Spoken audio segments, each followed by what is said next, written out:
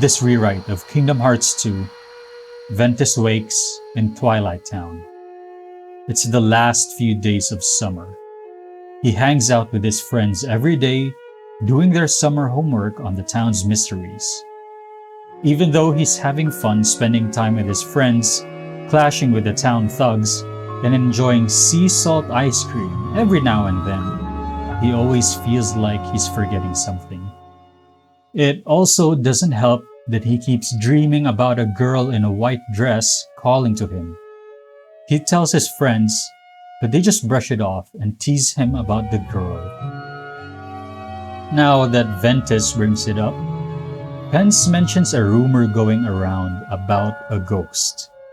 The ghost is always just out of sight, but you can feel it.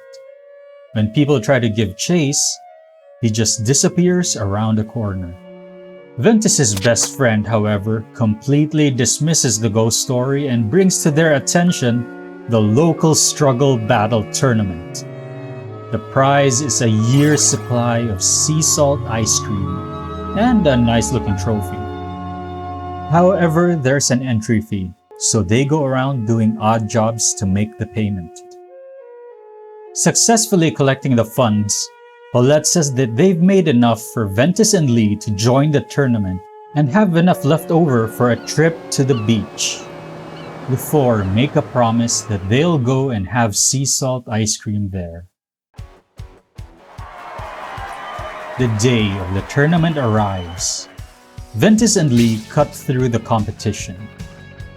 However, Lee meets Vivi in the brackets and is taken out. He encourages Ventus as Ventus is next to challenge Vivi. After fighting for a while, Ventus notices Vivi's eyes. He begins to feel something familiar, something sinister. A blinding headache strikes Ventus as the scenery around him changes. Reality breaks apart and a black wound opens in the sky.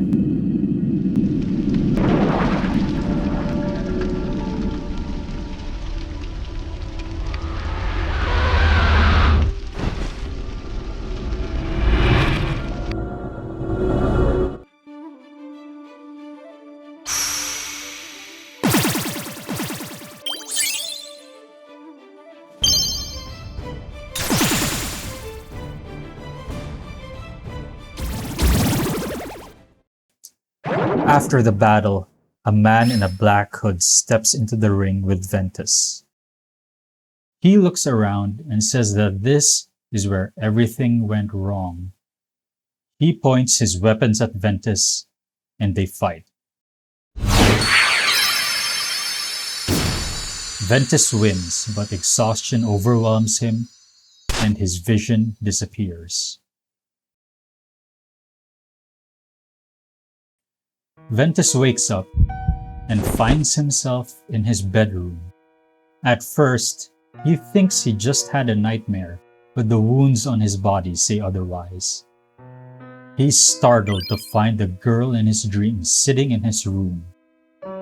She introduces herself as Namine and explains to him that the world he's in isn't real. He was sealed in Castle Oblivion until just recently, but due to an incident, he was thrown into the bowels of the castle. The Twilight Town that he's experiencing is from the castle reacting to a strong memory from Ventus and recreated it.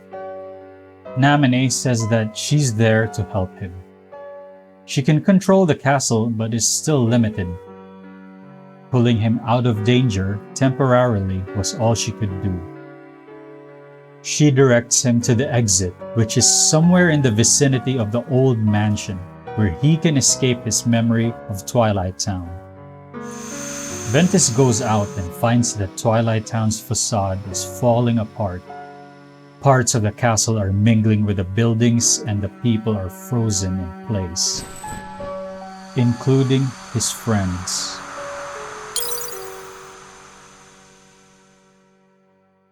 Ventus runs into the hooded figure again. He braces for a rematch. However, the stranger simply takes off his hood. He looks like he could be Lee's older brother. Ventus is surprised and asks him who he is. The stranger gives him a strange answer, as if talking to himself. He says that it's been about 12 years since Twilight Town sank into darkness and him with it.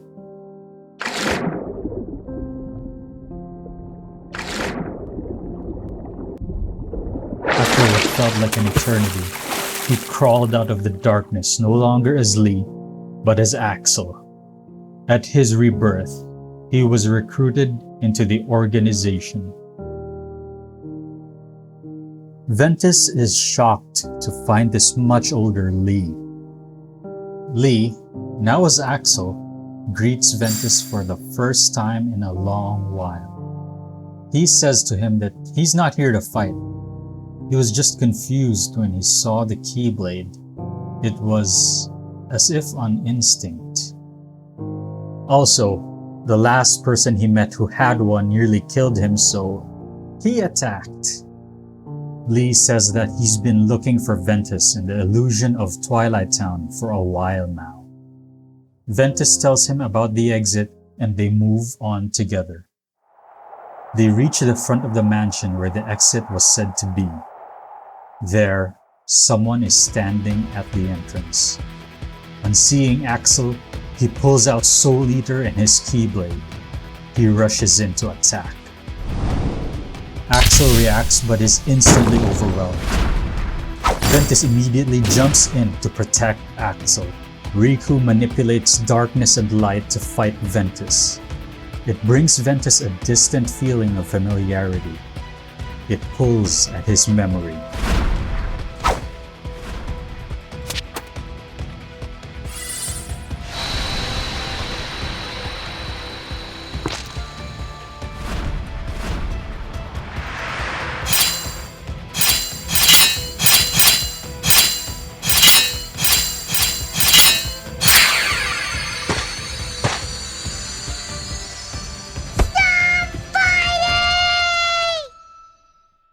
The battle is cut short by Namine.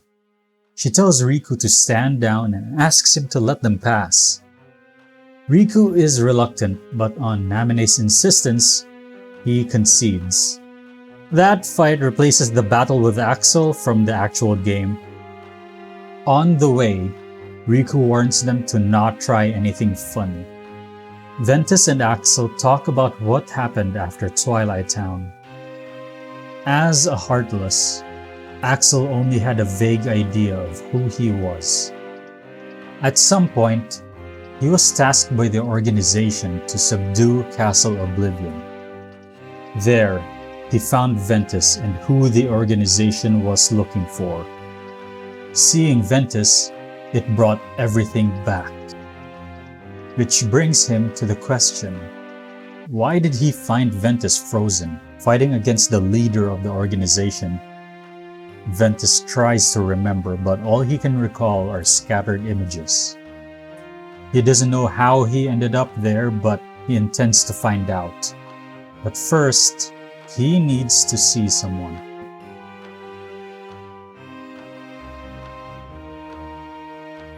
Namine, Riku, Axel, and Ventus reach the area where Sora, Donald, and Goofy are. Ventus gives back the Keyblade to Sora.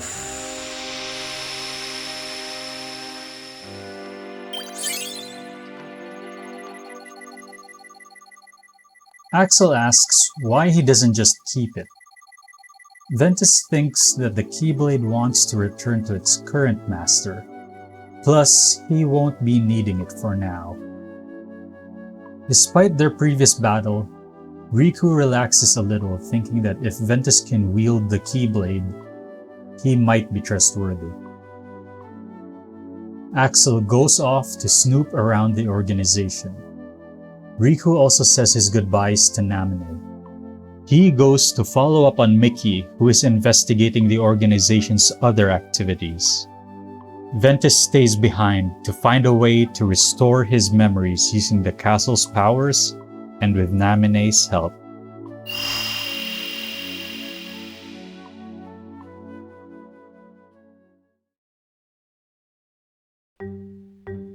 Fucking hell. This video took a long while to come out. Chain of Memories only took me 8-ish months, but KH2 took a while. This won't make up for it, but here's a little bonus illustration. Maybe I'm getting a little burnt out. Speaking of which, my next project will be a Mega Man X video after Kingdom Hearts 2 Part 3 comes out. It's my attempt at making an X9 video. It won't be a multi-series project, so you can rest easy that I'm not abandoning the Kingdom Hearts rewrite. I just need something to break the monotony, you know? Anyway, if that interests you, please subscribe to get updated on that. See you guys on the next episode for the Kingdom Hearts 2 Rewrite.